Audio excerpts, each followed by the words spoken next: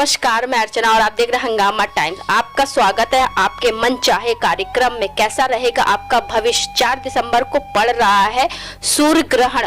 तो सूर्य ग्रहण सभी राशियों पे क्या असर देगा, क्या प्रभाव डालेगा, किस तरीके से सूर्य ग्रहण का पालन सभी राशि वाले करें, तो हमारे साथ में है ज्योतिष आचार्य आशीष गुप्ता जी, जो कुछ जानकारी आपके पास लेकर के आ रहे हैं सूर्य ग्रहण से जुड़ी हुई। और सूर्य ग्रहण के साथ साथ और भी क्या चीज है खास, तो उनके साथ चलते हैं, उनसे बात करते हैं और उनसे पूछते हैं कि सूर्य ग्रहण का असर कितना रहेगा राशियों पर। आपका स्वागत है सर। श्री गणेशाय नमः, श्री गणेशाय नमः, श्री गणेशाय नमः। गम गणपते नमः, गम गणपते नमः। श्रीमन् महागणाधिपते नमः। ब्रह्मा मुरारीत प्रांतकारी भानु शशिवो विदिशो बुधश्चा गुरु शुक्रा संदाहु केतु सर्वे ग्रह शांतकरा भवन्तु। वर्ष 2021 का अंतिम माह 4 दिसंबर को वर्ष का सबसे बड़ा सूर्य ग्रहण पड़ रहा है। इस दिन अमावस्या भी है। वैसे तो इस ग्रहण काल का जो समय है वो प्रातःकालीन 10:59 से लेकर 3:41 तक रहेगा।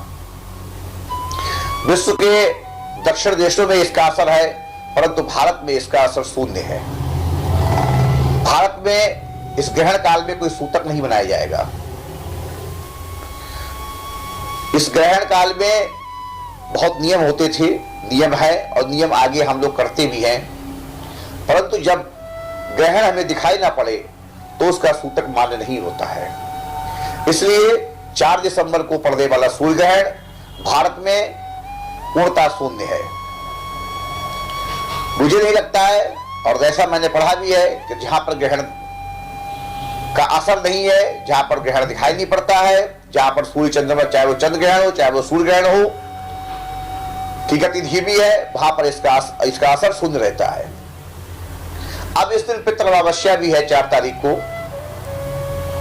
पितरों को शांत करने के उपाय, पितरों की मुक्ति के उपाय, अमावस्या का दिन वैसे भी बहुत विशेष माना गया है। यदि हमारी कुंडली में पितृदोष है तो हम उस दिन ऐसे बहुत सारे उपाय हैं जिससे अपने पितृदोष को दूर कर सकते हैं, साधारण से उपाय को लेकर। यदि घर में पितृदोष की वजह से दांपत्य जीवन में कड़वाहट आ रही है, पितृदोष की वजह से परिवार में कलह हो रहे हैं, पितृदोष की वजह से रिश्ते सामान्य नहीं हो पा रहे हैं, पितृदोष की वजह से व्यापार में अथवा किसी अन्य कार्य में आपको परेशानी हो रही है, मैं कुछ उपाय लेके आज आया हूं 4 तारीख को लेकर। भारत में पुनः बता रहा हूं, भारत में इसका असर शून्य है, इसलिए अमावस्या पर पितृ के सारे उपाय किए जा सकते हैं। जिस व्यक्ति के पितृ प्रसन्न होते हैं उस व्यक्ति की संतति परंपरा निरंतर उन्नति की तरफ बढ़ती है। जिस व्यक्ति के पितृ खुश रहते हैं उस व्यक्ति को देवता भी आशीर्वाद देते हैं। गीता में भगवान ने कहा है, पितरों में अरिमा नाम का पितृ मैं हूं। पितृ अमावस्या पर सबसे सरल और सबसे अच्छा उपाय, इस अमावस्या पर किसी ब्राह्मण को बुलाकर आप उसे आदर सत्कार के सहित दिन के मध्याह्न समय में उसे भोजन कराएं, यथोचित दक्षिणा दें, वस्त्र दें, फल दें, दान में जो भी वस्तुएं आपके पास हो उन्हें देकर ससम्मान के साथ उन्हें विदा करें। दूसरा, पीपल का वृक्ष तो लगभग सभी लोग जानते होंगे। पितृ की शांति के लिए पीपल के वृक्ष का बहुत बड़ा महत्व है।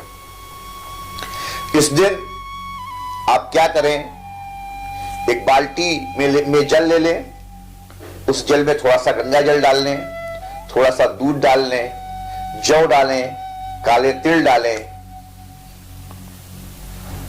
और तांबे का पात्र हो, पीपल के पास पहुंचकर उस तांबे के पात्र से 108 घट पीपल पर चढ़ाएं और जो मंत्र बोले, ओम नमो भगवते वासुदेवाय नमः, ओम नमो भगवते वासुदेवाय नमः, ओम नमो भगवते वासुदेवाय नमः, ओम, अथवा ओम पितृदेवताभ्यो समर्पयामि या ओम पितृदेवताभ्यो तर्पयामि, या ओम पितृदेवताभ्यो नमो नमः, इन मंत्रों का जाप करके आप पीपल पर जल चढ़ाएं। एक माला का जाप करना है आपको। पीपल पर सरसों के तेल का दीपक जलाएं, इससे आपके पितृ प्रसन्न होंगे। इस दिन सफेद चीज का दान करना चाहिए। सफेद वस्त्र है, सफेद चावल है, सफेद कोई वस्तु हो आपके घर में, सफेद सामान है, इत्र है, अन्य भी जो भी वस्तु है, इस चीज का दान करना चाहिए। ब्राह्मण से पितृ शांति का संकल्प कराना चाहिए। पितृ शांति के वैसे तो बहुत सारे उपाय बताए गए हैं, लेकिन आम मनुष्य, आम आदमी, आम जनमानस को वो सारे उपाय करने में बड़ा परेशानियां होती है। सबसे छोटा सा उपाय है, उस दिन अमावस्या वाले दिन घर की गृहिणी को, घर की मुख्य महिला को, जो हमारे घर का किचन संभालती हो, हमारे घर का रसोई घर संभालती हो, 2 पूड़ी छत के ऊपर कौओं के लिए, 2 पूड़ी गौ माता के लिए, 2 पूड़ी कुत्तों के लिए, 6 पूड़ी बनाकर आप दिन के मध्याह्न समय में, मतलब 11 बजे से लेकर 2 बजे तक छत पे जाकर गाय को खिलाकर और कुत्तों को अवश्य खिलाएं। पितृ शांति का सबसे पहला उपाय और सबसे अच्छा और सबसे नेक उपाय।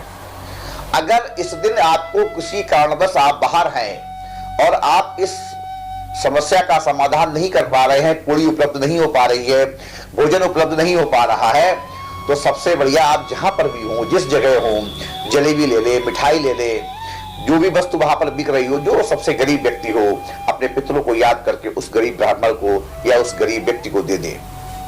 उस दिन आप जहां पर भी हो, आसपास चिड़िया हो, आसपास कोई पशु पक्षी हो, आसपास गौ माता हो, आप उन्हें हरी घास ले लें, पालक ले लें, मूली ले लें, अथवा जो भी चीज जहां पर आप उपलब्ध हो वो दिखला दें। इससे भी पितृ शांत होते हैं।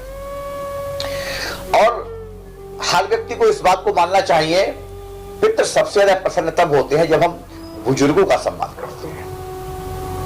जब हम बुजुर्गों का सम्मान करते हैं तो सबसे ज्यादा प्रसन्नता पितरों को होती है। पितृ हमें बहुत सारा आशीर्वाद प्रदान करते हैं। पितृ चाहते हैं कि हमारी निरंतर वंशती परंपरा बढ़ती रहे। हमारे वंश में जो लोग बैठे हुए हैं वो निरंतर उन्नति और तरक्की की तरफ, उन्नति और प्रगति की तरफ बढ़ते रहें। इसलिए पूरी कोशिश ये करिए कि इस अमावस्या पर यदि आपके जन्मान में पितृदोष है, वैसे तो बहुत सारे उपाय है, परंतु मैं वो उपाय आपको बता रहा हूं जिससे आपको लाभ मिलेगा, जिससे लक्ष्मी का आगमन होगा, आपके घर के कलह दूर होंगे, आपके घर में जो निगेटिविटी बनी हुई है वो दूर होगी। आपको ऐसा लगता है भगवान की कृपा आपके ऊपर नहीं हो रही है, आप ऐसा करिए, भगवान की पूरी पूरी कृपा आपके ऊपर होगी।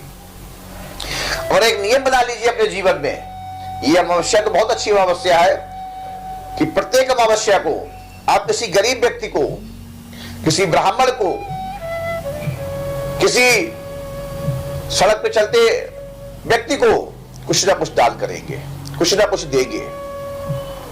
कहीं पे कोई पशु मिल जाए, पक्षी मिल जाए, आप खिलाएंगे, देखिए आपको बहुत लाभ होता है। अमावस्या के दिन मछलियों को चारा डालने से लक्ष्मी बढ़ती है। अमावस्या के दिन मछलियों को चारा खिलाने से, आटे की गोली बना ले, तालाब में जाके मछलियों को खिलाए, इससे बहुत लाभ होता है।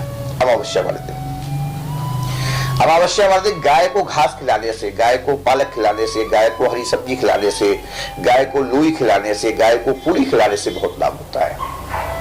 अमावस्या वाले दिन चींटी को दाना डालने से बहुत लाभ होता है। आपके जितने भी रुके हुए कार्य हैं, आपके जितने भी बिगड़े हुए कार्य हैं, अमावस्या वाले दिन यदि आप चींटी को कोई भी घास डालते, शक्कर डालते हैं, आटा डालते हैं, बूरा डालते हैं, पिसी हुई मिश्री डालते हैं, आपको बहुत लाभ होगा। अमावस्या वाले दिन छत पे एक छोटा सा भगोना ले ले, अथवा किसी उसमें जग में पानी, बड़ा सा जग लेकर उसमें पानी भर दें, जिससे पक्षी को पीने में आसानी हो जाए। इतने कटोरी में चावल ले ले, छत पर फैला दें। बाजरा ले ले, ज्वार ले ले, छत पर फैला दें, ताकि पक्षी उसका आनंद ले सके, पक्षी उसको खा सके। इससे आपको बहुत लाभ होगा। पितृ अमावस्या और प्रत्येक अमावस्या दोनों अलग अलग चीजें होगी। साल में 12 अमावस्या आती हैं। जब व्यक्ति का निधन होता है, व्यक्ति ब्रह्मलीन होता है, उसके बाद की 11 अमावस्या या 12 अमावस्या पर निरंतर जलदान पीपल की जड़ में ही किया जाता है। और ये नितांत आवश्यक है, ये जलदान नितांत आवश्यक है। पौराणिक मान्यताओं के अनुसार जो जल दिया जाता है वो हमारे उस व्यक्ति को मिलता है जिसके निमित्त हम जलदान दे रहे हैं, जिसके निमित्त हम जल का तिल, जौ, गंगा जल, दूध, दही जब हम जिस निमित्त अर्पण करते हैं उस निमित्त उस व्यक्ति को प्राप्त होता है। ये बिल्कुल सत्य है। इस अमावस्या पर पड़ोस की, मोहल्ले की, परिवार की, समाज की बेटियां मिल जाए, उनका टीका करें, उन्हें कुछ खिलाएं, इससे आपको बहुत लाभ मिलेगा। बुजुर्ग की जो समस्या है उसका आप समाधान करें, इससे आपको बहुत लाभ मिलेगा। जिन व्यक्तियों को आंखों से दिखाई नहीं पड़ता है उन व्यक्तियों को यदि आप भोजन कराते हैं, इससे आपको बहुत लाभ मिलेगा। इस अमावस्या पर कोई विकलांग व्यक्ति है और यदि आप उसका सहारा बनते हैं तो इसमें आपको बहुत लाभ मिलेगा। मेरा व्यक्तिगत अनुभव भी है। 4 वेद, 18 पुराण, 6 शास्त्र, संहिताएं, उपनिषद, अनेक ग्रंथों का यह मत है कि यदि हम अमावस्या को किसी भी तरह का दान करते हैं, जलदान करते हैं, अन्न दान करते हैं, वस्त्र दान करते हैं, धन दान करते हैं, भूमि दान करते हैं या समय दान करते हैं, तो उसका अनंत गुना फल हमें प्राप्त होता है। हम जिस तरह से, जिस प्रकार से, जिस भाव से, जिस मलावेश से, जिस आत्मीयता के साथ अपने पितरों के निमित्त, उनकी मुक्ति के निमित्त, अपने घर में सुख शांति समृद्धि के निमित्त, अपने कलह को दूर करने के निमित्त, व्यापार में वृद्धि हेतु, संतान की तरक्की हेतु, दाम्पत्य जीवन में उन्नति हेतु हम जो भी दान करेंगे उसका अनंत गुना फल हमें प्राप्त होता है। ये बिल्कुल सत्य है। इसलिए मेरा आपसे अनुरोध है, 4 दिसंबर को 2021 इस वर्ष की अंतिम अमावस्या है, ग्रहण भी है, परंतु सूतक काल नहीं है। आप निर्विघ्न होकर भगवान नारायण का जाप करें। भगवान नारायण के 1008 जो नाम दिए हैं, जिसे गोपाल सहस्त्रावली बोलते हैं, उसका आप पाठ करें। और उस सहस्त्रावली के बाद